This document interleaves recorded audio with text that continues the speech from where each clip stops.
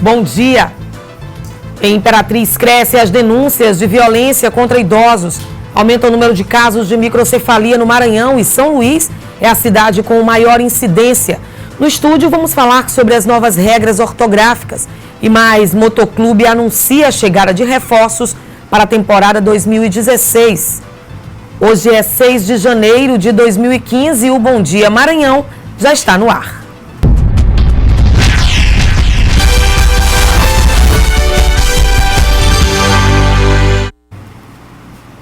E em Imperatriz, os números de violência contra pessoas com mais de 60 anos são assustadores. A quantidade de denúncias vem aumentando, apesar da cidade não ter uma delegacia especializada nesse tipo de crime. Em 2013 foram registrados 14 casos.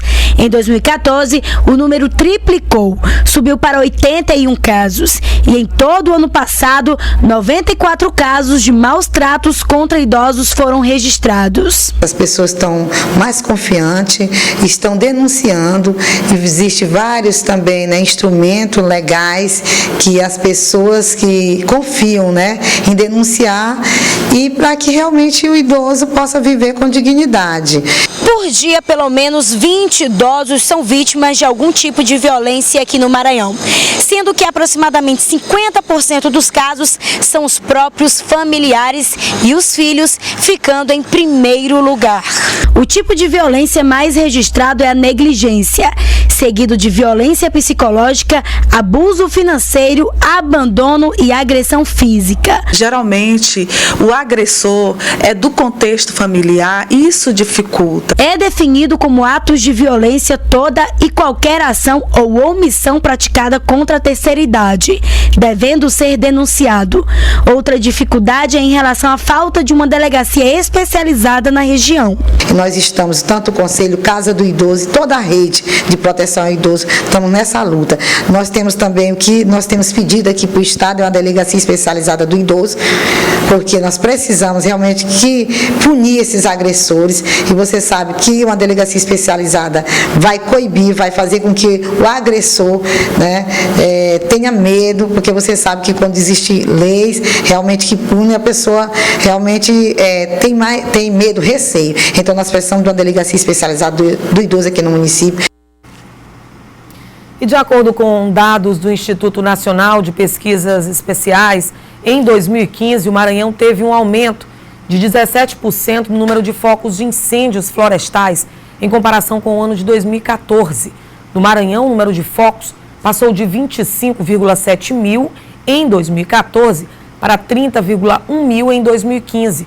O estado foi o 16º colocado entre os que tiveram aumento nos registros de queimadas.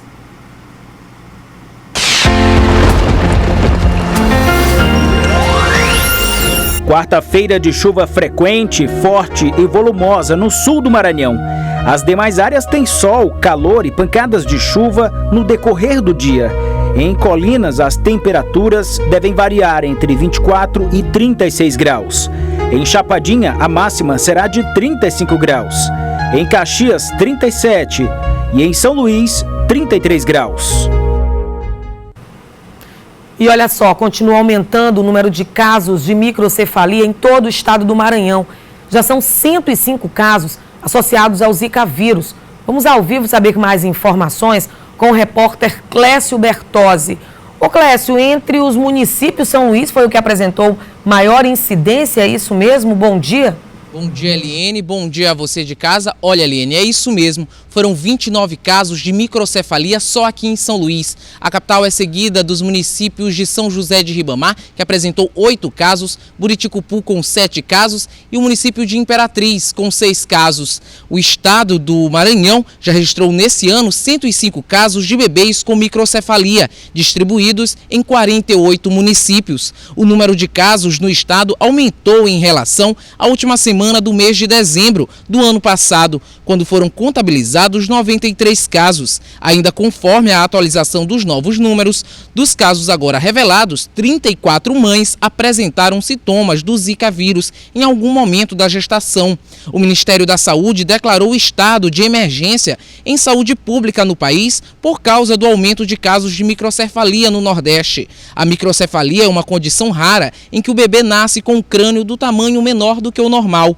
Ela é diagnosticada quando o perímetro da cabeça é igual ou menor do que 32 centímetros. Portanto, o esperado é que bebês tenham pelo menos 34 centímetros. Mas atenção, isso vale apenas para crianças nascidas a termo com 9 meses de gravidez. No caso de prematuros, esses valores mudam e dependem da idade gestacional em que ocorre o parto. Com dados tão altos aqui no Maranhão, a situação com certeza é bastante preocupante, Eliane. Obrigada pelas informações, Clécio. Com certeza preocupante, sim, principalmente para aquelas mães aí que estão esperando pelos bebês. Muita apreensão, certamente. Bom dia, bom trabalho para você. E nós vamos para um rápido intervalo. Na volta, a gente fala sobre as novas regras ortográficas, as mudanças, viu? Agora são 7h39. O Bom Dia Maranhão volta já.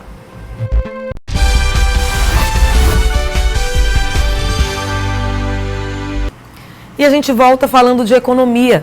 A Bovespa teve alta de 0,66% aos 42.419 pontos. O dólar teve queda de 1,1% e vale R$ 3,99. O peso teve queda de 3,88%, cotado a 29 centavos. O euro também teve queda de 1,67%, cotado a R$ 4,30. E entre as maiores despesas neste começo de ano está a compra de material escolar. Os pais devem ficar atentos para evitar abusos, como a inclusão de itens que não deveriam estar na lista. Dentro das sacolas, nas mãos do Márcio, todo o material escolar da filha. Com um dinheiro mais curto nesse início de ano, foi necessário controlar os gastos e definir as prioridades. Já economizou nas compras de Natal, Ano Novo, para fazer essas compras de material escolar. É através da lista de material escolar que os pais têm acesso a tudo que precisa ser comprado. Mas cuidado, muitos itens não devem ser exigidos, sendo a aquisição de responsabilidade da instituição de ensino. A escola não pode repassar aos pais e aos alunos uma obrigação de adquirir materiais de utilização coletiva, como, por exemplo, brinquedos, livros para a biblioteca da escola, cola de parede, lixa, enfim, materiais que são de utilização coletiva é de obrigação da escola. Em média, no comparativo com o ano passado, os materiais escolares em 2016 ficaram cerca de 10% mais caros. Uma conta que pesa aí muito no bolso de quem tem que pagar. Produtos que tiveram um aumento muito grande, a gente acredita que eles vão ter uma redução de procura, e produtos mais baratos vão ter como se a procura vai ser, digamos, direcionada para uma outra linha de produtos mais baratos, mas que não perca qualidade. A lista do material escolar da filha do Miguel, que vai cursar a primeira série, não saiu por menos de R$ 1.500. Pesa no bolso, mas é um investimento que a gente tem que fazer. A gente precisa fazer porque é o futuro dos nossos filhos, então a gente tem que fazer esse tipo de investimento. Sem dúvida, é o melhor investimento que a gente deve fazer para os nossos filhos. E olha só, já estão valendo as novas regras ortográficas da língua portuguesa. Neste início de ano, os estudantes devem se adaptar às novidades. Quando o assunto se refere ao acordo ortográfico, aí as dúvidas são frequentes. São pessoas que ainda não estão por dentro das regras. Sabe como é que se escreve pôr do sol com ou sem hífen? Acredito que é com hífen. É? Não? É ou não é? Acredito que sim. Sim. Né? Micro-ondas se escreve com ou sem hífen? Sim. Acho que sim. Mas tem gente também que está ligada às mudanças ortográficas. Pé de moleque se escreve com ou sem hífen? Com hífen. Não, sem hífen. Com ou sem?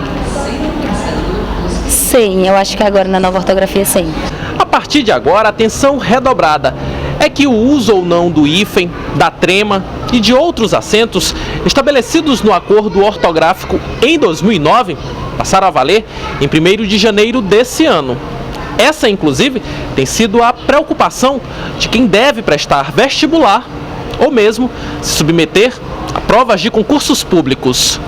Apesar de não haver mais tolerância alguma, desde quando as mudanças ortográficas foram sancionadas, as novas regras já vinham sendo trabalhadas dentro de sala de aula, para que ninguém fosse agora pego de surpresa. O professor já preparava o aluno para essa transição, ou seja, nas escolas nós éramos orientados a ensinar das duas formas, né? O que era antes do acordo e como ficou após o acordo, após a reforma. Para este professor de língua portuguesa, ao invés de facilitar a ortografia, as mudanças serão pouco significativas. A reforma, ela mexeu com uma meia dúzia de palavras, trabalhou-se a questão da ortografia, a questão da acentuação, mas esqueceu-se de tirar as exceções.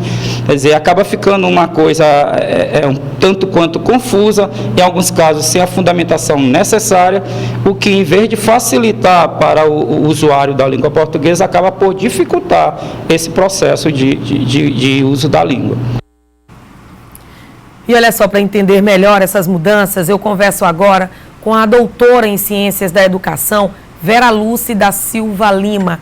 Bom dia, professora, seja muito bem-vinda ao Bom Dia Maranhão. E a gente mostrou ainda há pouco essa reportagem, inclusive o professor falando dessa dificuldade que vai ter. Então, o estudante, a pessoa que usa a língua portuguesa, ela tem que ter um cuidado agora maior, um cuidado redobrado, eu diria assim, não é isso? Bom dia. Ok, bom dia.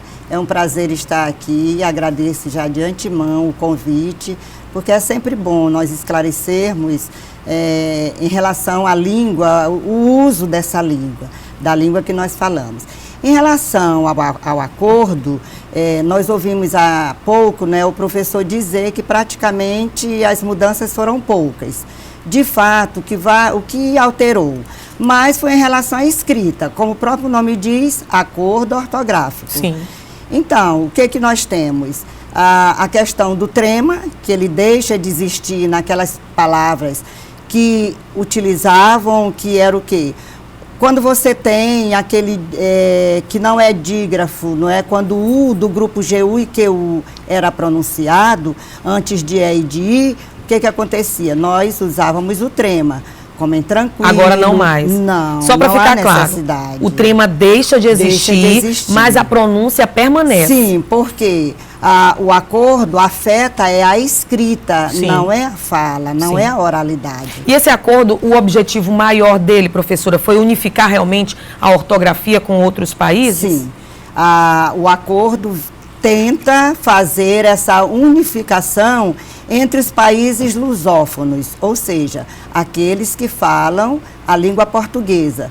Mas nem todos, não é? Só aqueles que, por exemplo, na África, nós vamos ter aqueles que já são independentes, como você vai encontrar Guiné-Bissau, Angola, não é?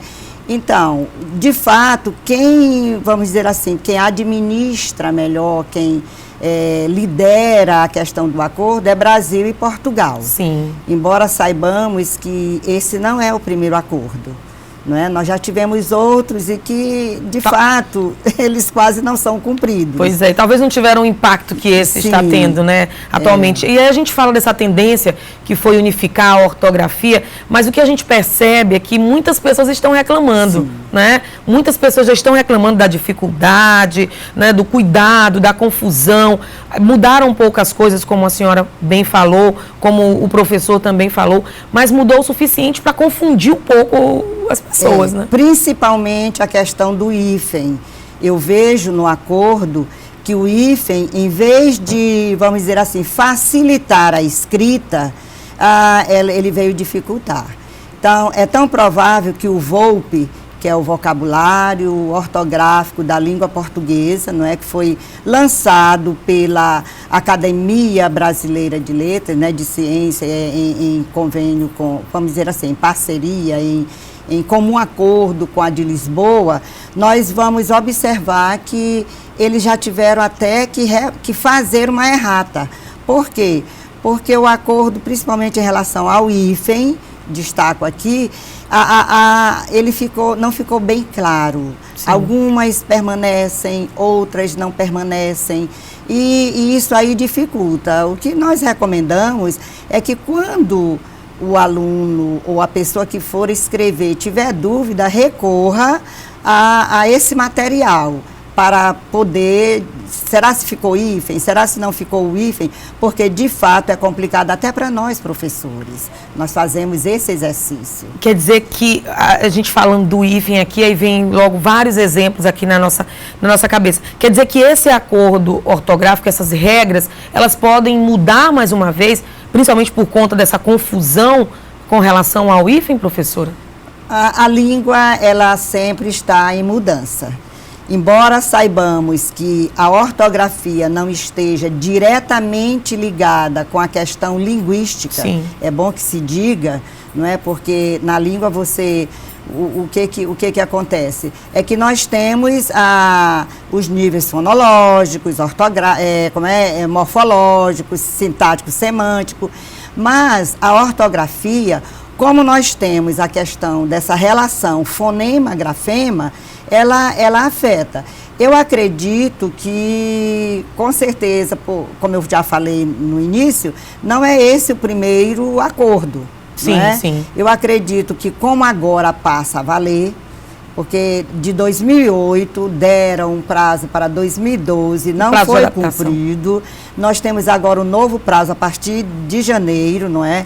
Ele já passa a valer, mas a gente tem que ver o seguinte, não é uma lei, não é um decreto que vai, vamos dizer assim, mudar de repente a forma das pessoas escreverem.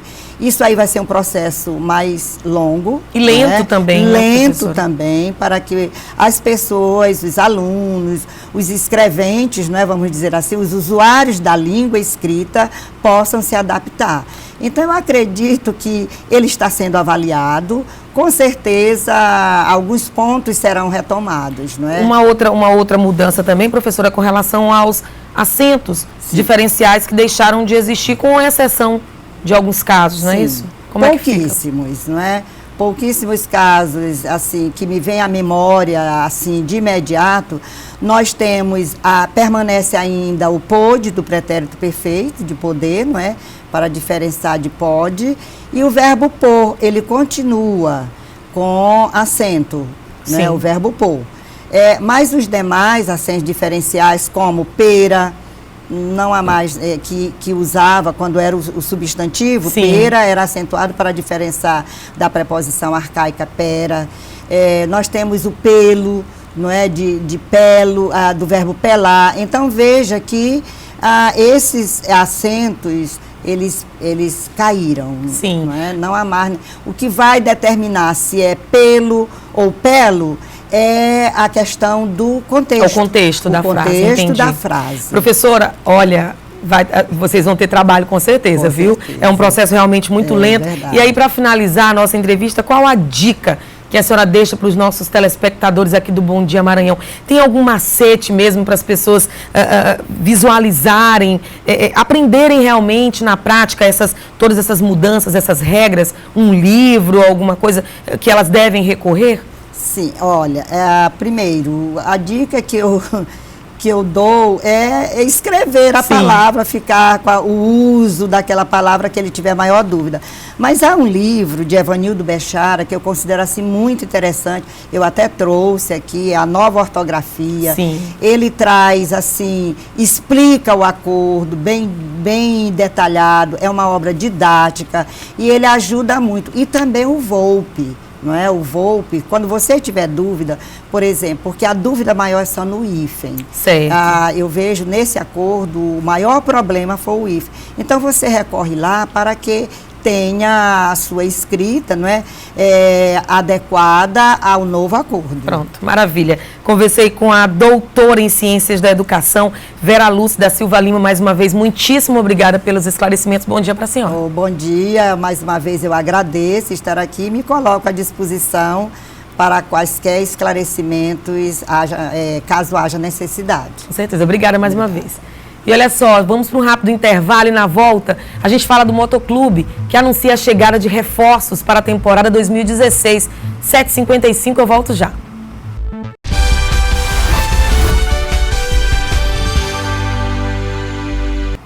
Segundo o movimento de aeronaves da Infraero, até novembro de 2015, foram mais de 21 mil pousos e decolagens no aeroporto Hugo da Cunha Machado, em São Luís, Já no aeroporto de Imperatriz, foram um pouco mais de 8.500 pousos e decolagens. Nos 11 meses de 2015, a quantidade de voos em São Luís foi quase 2.500 a menos que o mesmo período de 2014. No aeroporto Renato Moreira, em Imperatriz, aconteceram 61 voos a menos que 2014. E agora a gente muda de assunto e fala de futebol. A diretoria do Motoclube anunciou a chegada do atacante William Amorim, de 24 anos. O jogador ofensivo chegou na tarde da última desta segunda-feira, em São Luís, e se apresentou ao clube rubro-negro. O jogador teve passagens pelas categorias de base do São Paulo e também da Portuguesa. Na temporada 2015, ele defendeu o Diadema de São Paulo. Outro atleta que desembarcou no Motoclube foi o atacante Jefferson. O centroavante tinha sido anunciado no dia 8 de dezembro e, por problemas de passagens, ele só pôde chegar na madrugada desta segunda-feira. O campeonato estadual tem início no dia 24 de janeiro. E participe do nosso jornalismo. Você que está em casa, você pode enviar fotos, vídeos e também denúncias. Tudo isso você pode entrar em contato e mandar as imagens para o nosso número, que é o 991030936. 991030936. O número aparece aqui, ó, na telinha. Você também pode seguir a TV Difusora no Instagram, @DifusoraTV. E o Bom Dia Maranhão termina agora. Outras notícias, você já sabe, é só conferir no nosso portal idifusora.com, assim como as reportagens e também a entrevista de hoje sobre as novas regras ortográficas, que a gente sabe que muita gente ainda tem dúvida. Então, teve dúvida, não entendeu muito bem a entrevista, daqui a pouco você pode conferir na íntegra no nosso portal idifusora.com. Bom dia para você e até amanhã.